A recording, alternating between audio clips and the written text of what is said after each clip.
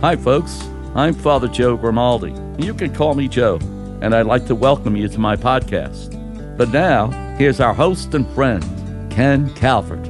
Hi, everybody. I'm Ken Calvert alongside Father Joe Grimaldi, and we have decided not to change up the way we start the beginning because that way you go, did I already hear this one?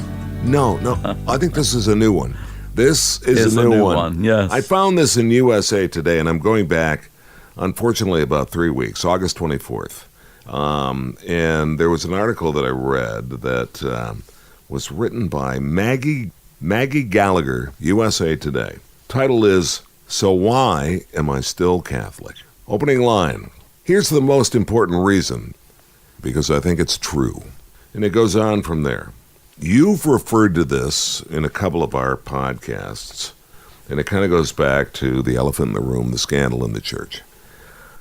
You have always said a couple of things to me that ring true, and that is the fact that transparency, first of all, is very important, and I think the church is finally admitting to and being as proactive as they can in terms of transparency. But you have always said to focus on the focal point is... Who is Jesus? Right now, I think that's a good topic, and it might be a follow-up. So I'm going to throw it out to you. So why am I still Catholic? Okay, let me just say this, that there are two kinds of faith in my mind, and they both have pros and cons. I think the best solution is that the two kinds should come together, and I'll explain why in a minute. But first, let me say this. There's the kind of faith that we call the inherited faith. It's the faith that my parents practiced. It's been in the family for a number of years. And so we go through it. And, the advantage of that is that the tradition is certainly a good thing. However, for the tradition to be worthwhile, we have to make that faith our own. We have to own that faith. And if we own it, then we could be much stronger in that faith. But then there's the other kind of faith, the faith that comes about after I've done a lot of research, after I've done a lot of asking questions, after I've done reading, and I come to the conclusion that this is what I believe. That, to me, is a personal faith. So, when I said earlier, if you put the two together, I think that's the best situation because what happens is you take that traditional faith and then truly make it your own, then it's as strong as it's ever going to be. Then you can say, well, it's the faith that's going to last. You know, we opened up this little session today by saying, who is Jesus? I always say that's a very important thing. Well, if we look at the scriptures, because I think our faith has to be built on the scriptures. If we look at the scriptures, Jesus was curious about the crowd. What were they saying? And so he asked his friends, his disciples, he said, who do people say that I am? And so they came up with all sorts of crazy solutions. Well, I heard some people say that you were John the Baptist come back to life. I've heard people say that you were the prophet. Well, then he narrows down his question, and he doesn't say just, who are people saying that I am? He says, who do you say that I am? And so Peter, of course, he's always the... I love Peter. He's I do too. He's always getting himself into trouble, but he's kind of Ken Calvert. Yeah, but he speaks his mind immediately. Peter's like a bull in a china shop, but at least you know he's honest. It comes directly from his thoughts, his mind, his heart. He really does. And so you are the Christ, the Son of the living God. And so Jesus says to him, listen, you're talking more like human beings talk. You have to talk more like God wants you to talk. He says, you're just trying to make me some sort of a king. That's not what he says, but, some sort of an earthly king. And that's not what I'm here, because the Son of Man is going to have to suffer. He's going to have to die. He's going to be killed. Son of God, rather. The Son of God. What did I say? Well, Son of Man. That's okay. Could be the Son of Man either. That's one, right. Yep. When you look at the interpretation of that.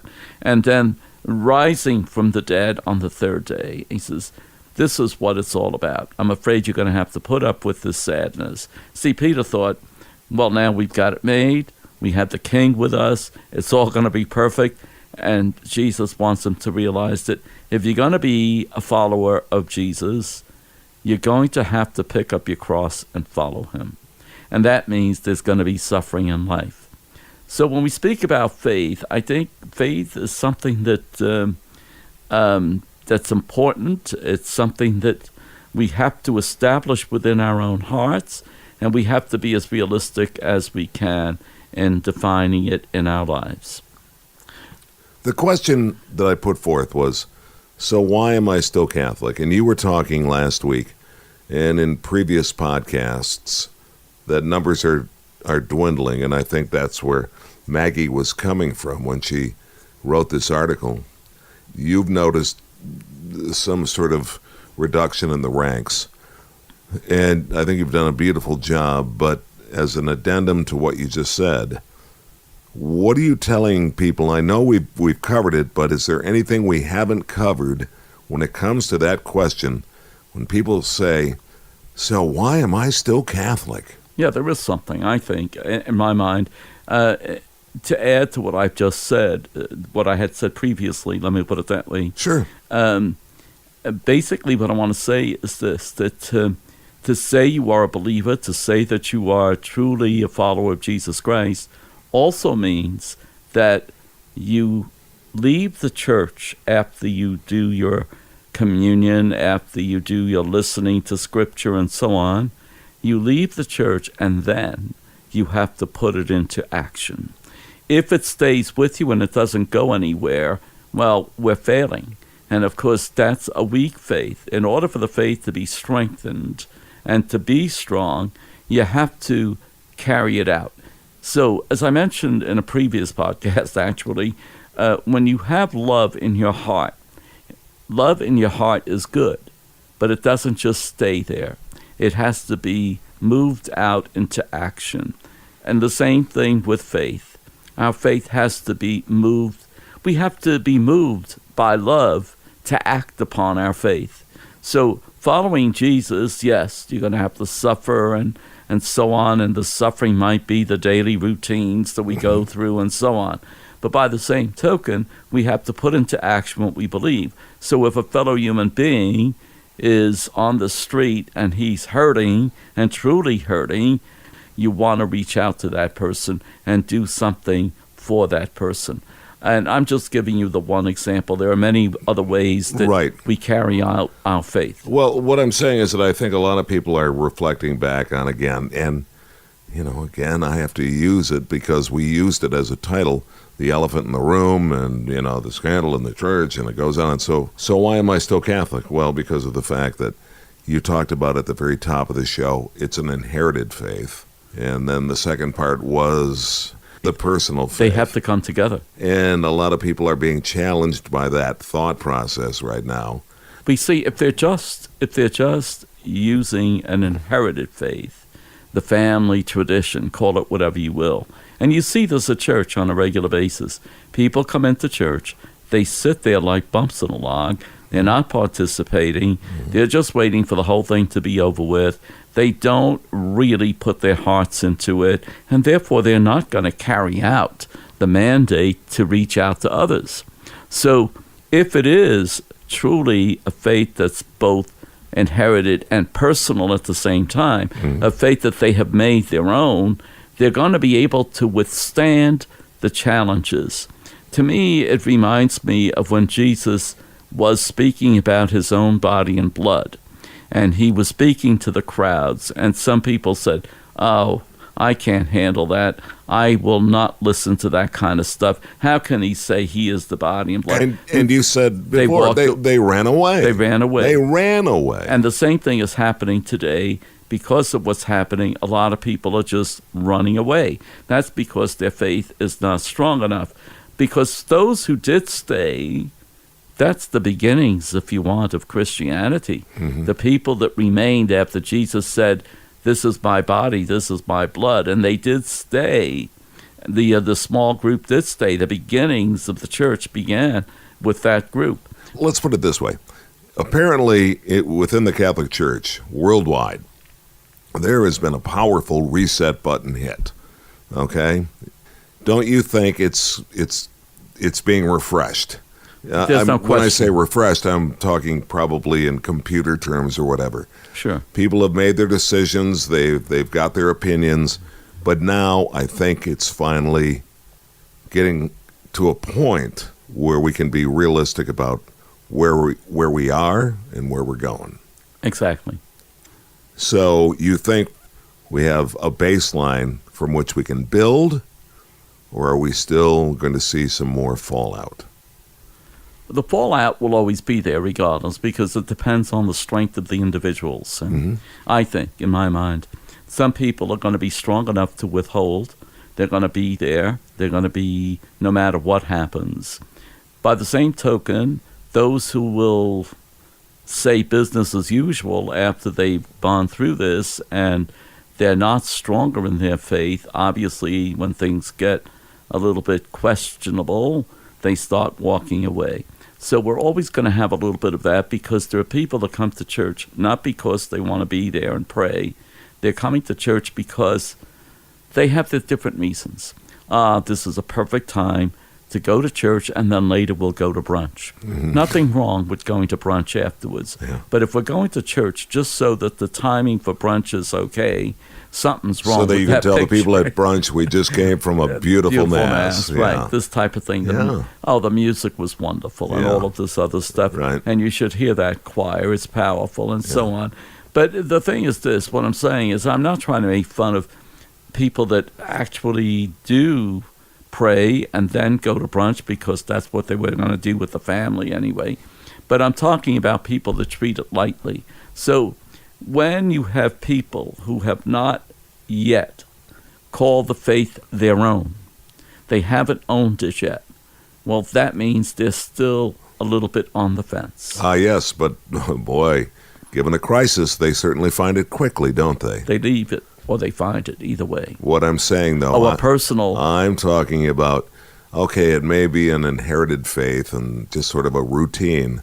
When a crisis or a health scare Sure. or a family member, something very, very disruptive happens, we've said it many times, when a plane has got some fairly serious turbulence. Yeah, there are no atheists in the foxhole. Right. I think that's important. So that's what I'm saying. What I'm taking from the discussion is this. The people that just like sort of say, oh, I went to Mass and we went to a beautiful brunch. And you had to see the brunch instead of talking about how good the Mass was. Or maybe they combine the two. Yeah. But so you see what I'm saying. Oh, they quickly make the faith their own at that point. Yeah, So, once they get to the point yeah. where there's a crisis, get Father Joe on the phone. Yeah, that happens a lot. You're right. And you can't be in a position to riddle them with questions about, oh, now you found my number? Oh, no, never. You have to be able to be open and accepting of the individual where they are. It's like if you were going to imitate Jesus welcomed them all, the sinner, the saint. For example, I think we know that Jesus ate with the tax collectors. Matter of fact, this week we're celebrating the feast of St. Matthew. Matthew was the chief tax collector. Boy, was that a hated position. Yeah. Here he was a Jew, but collecting money for the Romans. And so the Jews hated him for that. And then Jesus asked him to follow him, and he did. He dropped everything and followed him. He became the loving member of Christ and a good teacher for all of us. So when I pay my summer taxes, I should thank St. Matthew? Now I have to add a little levity there. Of course you do. Of course you do. Excuse me for throwing that in there. No. But at the end of the day, title of this is going to be, So Why Am I Still Catholic? I'm going to give you 2 minutes. 2 minutes, back when I was doing the Pistons games. 2 minutes. 2 minutes. So why am I still a Catholic? I'm still a Catholic because I've learned to make the faith of my parents my own, and therefore I still believe, and I will believe, and I'm going to stand by even these crises that exist in our lives, because I know that love is stronger than death. I know that I can handle it because I love the Lord, and I can move on with it. Well, you came in at under 2 minutes, but given the fact that you're a Catholic priest, I can allow that. So I don't want to be too wordy. No. You know what? We like that on Sundays, by the way. Oh, you bet your life. Remember that. I can hear the feet shuffling at times. Again, folks, we want to thank you for joining us on the Father Joe podcast. I'm Ken Calvert. Take care.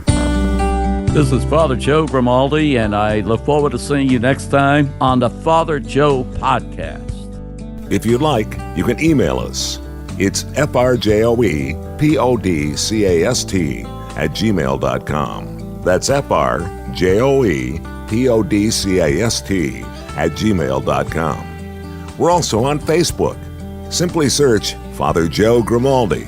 And thanks for listening, everyone.